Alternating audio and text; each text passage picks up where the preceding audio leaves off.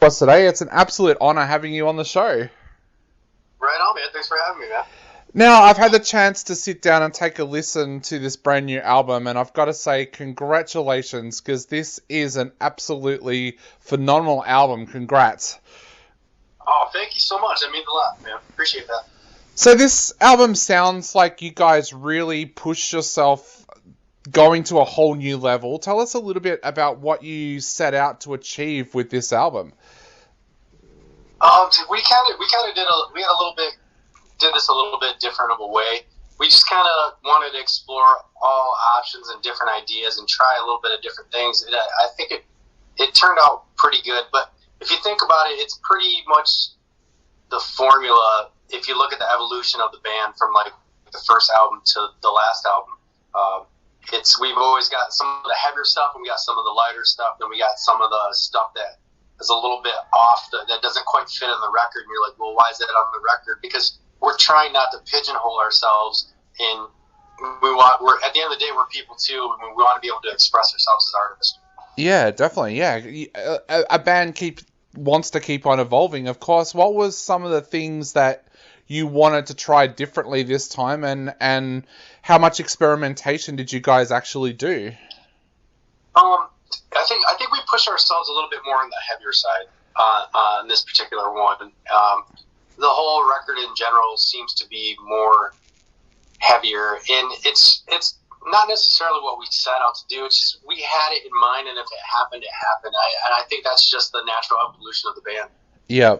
Did you have to change how you went about recording this album? Because I know that you guys would have been recording in the middle of lockdowns and things like that. Did that change the way that you went about working on this album? Not really, for the fact that we got done touring. Our last tour was October 1st of 2019.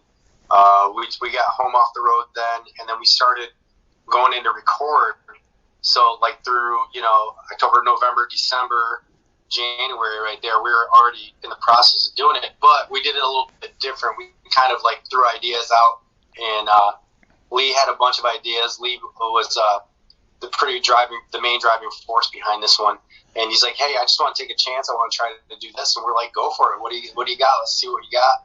And he threw ideas at us, and some of the stuff we're just like, "Whoa, yeah, we definitely need to do this." And that's pretty much how it went. But we were supposed to go out and start pushing this album last March. I think our first show was like March 16th or something like that, and everything got shut down, I believe, on the 13th or something along that line. So we never made it. And they were like, "Well, wait 3 weeks, then you'll get back out, and then wait 2 more weeks, then you get back out." And then it's like another month and a half, and then here we are, like over a year and a half later. How did you spend that time? Because I know you guys tour a lot. Did you kind of spend that time relaxing, or do you kind of use that opportunity to begin work on new music for the next album? It's a little bit of both. I tell you, when it first happened, I mean, this whole this whole COVID thing has been a blessing and a curse all at the same time. Just because we're road dogs, we've been on the road nonstop since like 2008, since we got signed. And, I mean, we just been go, go, go, go, go. So we've never had time to actually sit at home. I mean, every time I get home off the road, I'm home for like 2 months if I'm lucky, maybe like a month or like 2 weeks, and then I'm back gone for another 2 to 3 months, doing something else, just because the way everything's changed. But with this having the effect that it's had, I mean, we've been able to be home and be humans again, and besides like being traveling road dogs and just constantly slaving to the grind, Yeah. Some of us have families, and for me, it's been great because I get to see my kids in person. I get to be at their games and stuff, and opposed to seeing it via FaceTime. So for me, it's been a lot of dad catching up, but and at the same time, I mean, we're still doing some writing and still bouncing some ideas back and forth, but it's been great to be home. But I tell you, we're ready to get back out right now. We're ready to roll. Yeah, definitely. And this album's going to sound absolutely amazing live as well because of that heavier nature. But what's it looking like there for you now? Like here in Australia, we're starting to open back up. Australian bands are holding shows, but we're not bringing in international acts yet. What's it looking like for you there right now? We're gearing up, getting ready to go. We're about to take off in, I think, a couple of, like 3 weeks, 4 weeks. We're going to start doing some rehearsals. And then we go out with Shinedown for about like 12 dates or so. And then there's a bunch of huge festivals and everything. And then more shows are piling up. I think we got over 40 of them right now. So it's a go, man. We're ready to do this.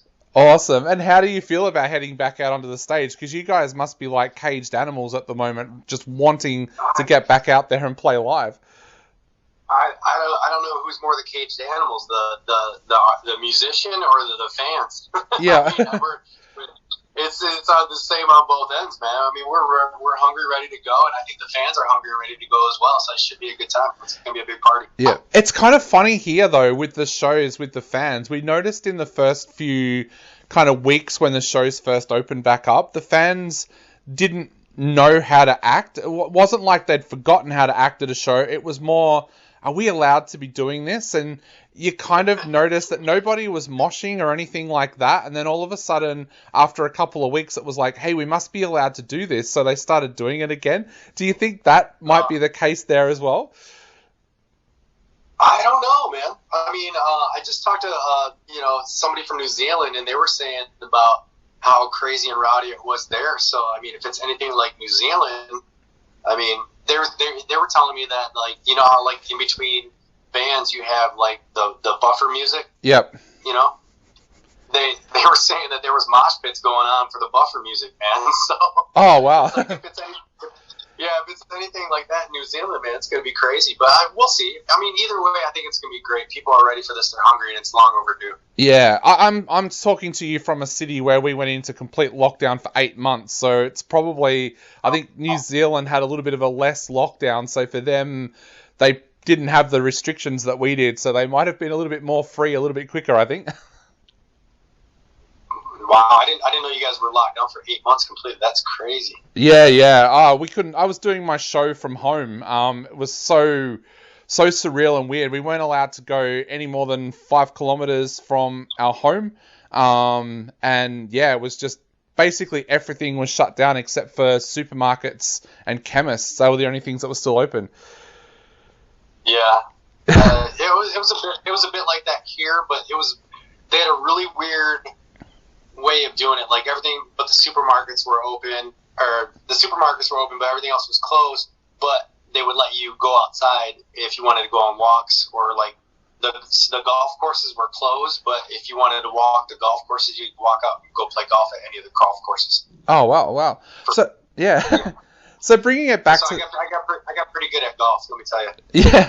Yeah, we were allowed out for 1 hour every day to exercise, and I think I memorized every single step walking around the local lake, because it was about the only place I could go to walk, so yeah. An hour a day, that's it? Yep. That's like being in jail. Yeah, it was. It did. It felt like jail, and it was kind of weird for me because my wife was an essential worker, so she was going out every day and not really noticing it, but I was stuck at home, and I was starting to get cabin fever by the end of it, to be honest. Oh, yeah, you had to. Yeah. So, mate, bringing it back... Yeah. Hats off to you guys, man, for getting through that. That's awesome. Yeah. Good job. So, bringing it back to the album, you mentioned about that you pretty much headed into the studio as soon as you got off the road. Did you guys write a lot of these tracks while you were on the road, or were you writing while you were in the studio? A combination of both. There were some ideas that were already there before, and then some of them came. I mean, that's usually how it works with every album, you know. Yeah. So what kind of things were inspiring you when you were sitting down to write the lyrics? Because this has a very uplifting kind of positive vibe to this album. What kind of things were inspiring you when you were working on the lyrics side of things? It's just everyday life, you know. I mean, if you go back and listen to any of the other records, I mean, if you listen closely, it's pretty much the same message on all the records. If you actually give it a listen, and that's always been the deal with Pop Evil. It's been the good and the bad. I mean, we're not always going to have good days. We're not always going to have bad days, but you know, it's just what you make of it, you know. Yeah, we've been playing the brand new track "Set Me Free" on our show, and fans have been absolutely loving it, been getting requests and everything like that. Do you always kind of get nervous when you release a new single or the first single off a new album?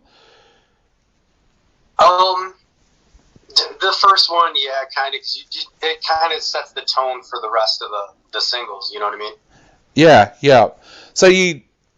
So yeah, it's a bit of a nervous time, like, for you, because especially this time around with the album being a little bit heavier, do you guys kind of get nervous about how people might take that, or do you think that it's just excited to get the music back out there?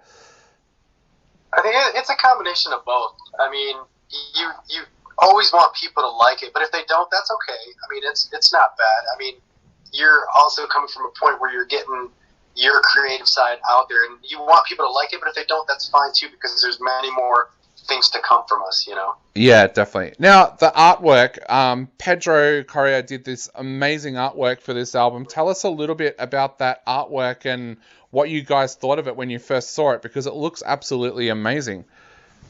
Yeah, I tell you what, it was some of the first artwork that I seen that I didn't even question. I was like, that's it. He did such an amazing job. Great work. Yeah. How much of a say do you get over something like the artwork? Like, do you guys go to Pedro with an idea in hand, or do you kind of just like throw it open for him to come up with what he wants to come up with?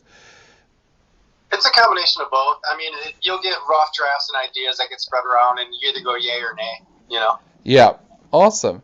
Well, mate, I know... The majority rules, you know? Yeah. Well, mate, I know we are running out of time very, very quickly. So before I go, I'd love to ask, what would you like to say to our listeners out there before they go out and grab a copy of this album? Before they go out and grab a copy of this album? Yep. Geez, I don't know. Just go out, just live life, stay positive. That's the only thing I could say. Stay positive. We got this. We love you guys. Let's celebrate.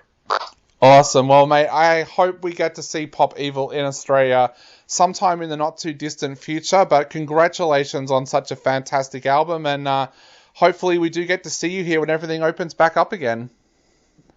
Yes. Thanks for having me. Thanks again, Dave. I appreciate it. Not a problem, mate. You have a great night. All right. You too. See ya. Well. Bye.